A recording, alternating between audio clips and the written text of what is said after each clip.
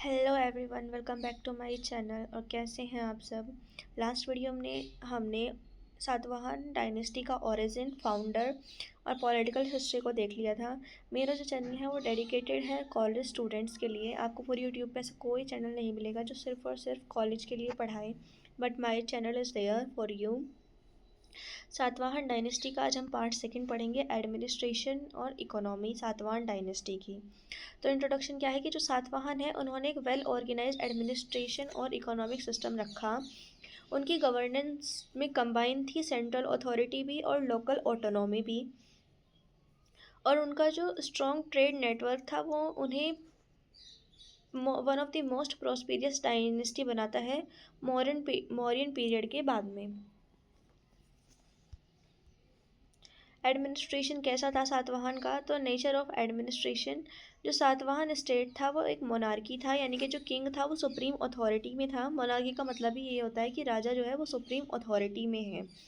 However जिनका administration था वो कम सेंट्रलाइज था मौर्यन से, क्योंकि इनसे जो पहले के जो दो रूलर्स हुए वो काफ़ी वीक हुए, जो इतनी बड़ी डायनेस्टी को संभाल नहीं पाए अच्छे से।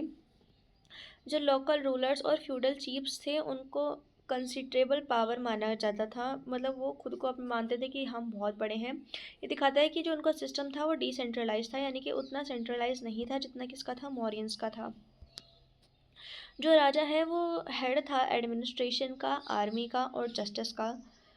पीपल को प्रोटेक्ट करता था, लॉ एंड ऑर्डर को मेंटेन करने का काम किसका था, राजा का था। लैंड ग्रांट्स और गवर्नेंस को सुपरवाइज करने का काम भी किसका था, सिर्फ और सिर्फ राजा का। काउंसिल ऑफ मिनिस्टर, जो किंग है वो असिस्ट किया जाता था मिनिस्टर और ऑफिशियल्स के द्वारा। ये वही वाली चीज़ें आ गई जब 16 महाजनपद हुआ करते थे, सेम वहाँ भी ऐसा ही होता था। इन्होंने हेल्प की एडमिनिस्ट्रेशन में, रिवेन्यू कलेक्शन में और मिलिट्री के मैटर्स में। तो राजा को असिस्ट करते कौन, मिनिस्टर और ऑफिशियल्स, और वो किस किस चीज़ में हेल्प करते थे, एडमिनिस्ट्रेशन में, रिवेन्यू कलेक्शन में, घर घर जाकर रिवेन्यू लेके आते थे, और मिलिट्री के मैटर्स में, मिलिट्री यानी कि आर्मी के मैटर्स में। प्रोविंशियल एडमिनिस्ट्रेशन कैसा था उनका। तो जो एम्पायर था वो डिवाइडेड था प्रोविंसेस में, जिसको गवर्न करते थे ऑफिशियल्स, उनको कहते थे अमात्याज। जो लोकल चीफ्स थे वो भी अथॉरिटी में थे अपने अपने रीजन्स में। मिलिट्री का एडमिनिस्ट्रेशन कैसा था। तो एक स्ट्रॉन्ग आर्मी थी सातवाहन के पास में, जो रथ, हाथी, घोड़े ये सब थे। मिलिट्री की जो स्ट्रेंथ थी वो हेल्प करती थी उनको ट्रेड रूट्स को कंट्रोल करने में, और जो उनकी खुद की बॉर्डर लाइन थी उसको प्रोटेक्ट करने में। इकोनॉमी कैसी थी सातवाहन की। तो एग्रीकल्चर मेन ऑक्यूपेशन होता था उस टाइम पे। जो लैंड रेवेन्यू था, यानी कि जो धरती से जो कर आता था, वो प्राइमरी सोर्स था इनकम का। इरिगेशन फैसिलिटीज़ ने जो है हेल्प की उनकी प्रोडक्शन को इंक्रीज़ करने में। ट्रेड एंड कॉमर्स कैसा था। तो जो ट्रेड थी वो मोस्ट इम्पॉर्टेंट फीचर था उनकी इकोनॉमी का। सबसे पहला था इंटरनल ट्रेड, यानी कि जो उन्हीं के राज्य में जो ट्रेड चल रहा था वो जो ट्रेड है वो फ्लरिश हुआ, क्योंकि पॉलिटिकल स्टेबिलिटी आ गई। जो मार्केट है वो अब वेल ऑर्गेनाइज होने लगे दोबारा से, क्योंकि मॉडर्न पीरियड में भी ऐसा ही था। लेकिन उसके बाद में दो बेवकूफ़ रूलर आए, सातवाहन और शुंग। उन्होंने मेंटेन तो किया लेकिन वो ढंग से चला नहीं पाए, और अब सातवाहन जो है उन्होंने दोबारा से वेल ऑर्गेनाइज किया चीज़ों को। फॉरेन ट्रेड में क्या हुआ, जो एक्सटेंसिव ट्रेड एग्जिस्ट करता था रोमन एम्पायर और साउथ ईस्ट एशिया के बीच में। क्या क्या एक्सपोर्ट इंक्लूडेड थे, हमारे यहाँ से क्या क्या भेजते थे हम वहाँ पे। कॉटन, टेक्सटाइल, खादी हमारे यहाँ बहुत अच्छा होता था।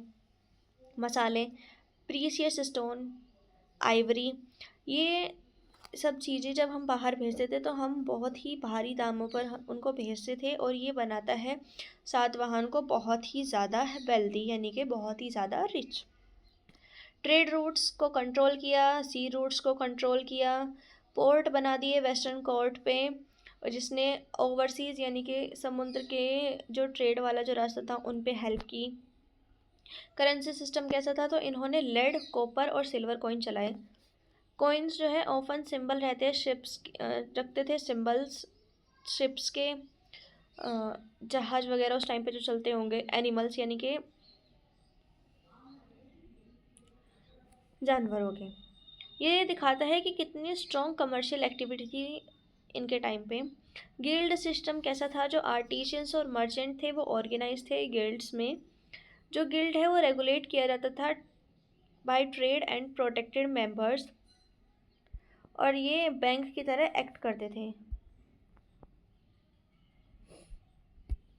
इम्पोर्टेंस क्या रही सातवाहन इकोनॉमी की, तो इन्होंने दक्कन की प्रमोट किया प्रोस्पेरिटी को, यानी कि इन्होंने दक्कन को समृद्ध बनाया, पैसा खूब अच्छे से एनकरेज किया फॉरेन कंट्री के साथ ट्रेड करने के लिए। अर्बन डेवलपमेंट की, यानी कि शहरीकरण किया, उसको स्ट्रेंथन किया, और कल्चर की ग्रोथ को भी सपोर्ट किया।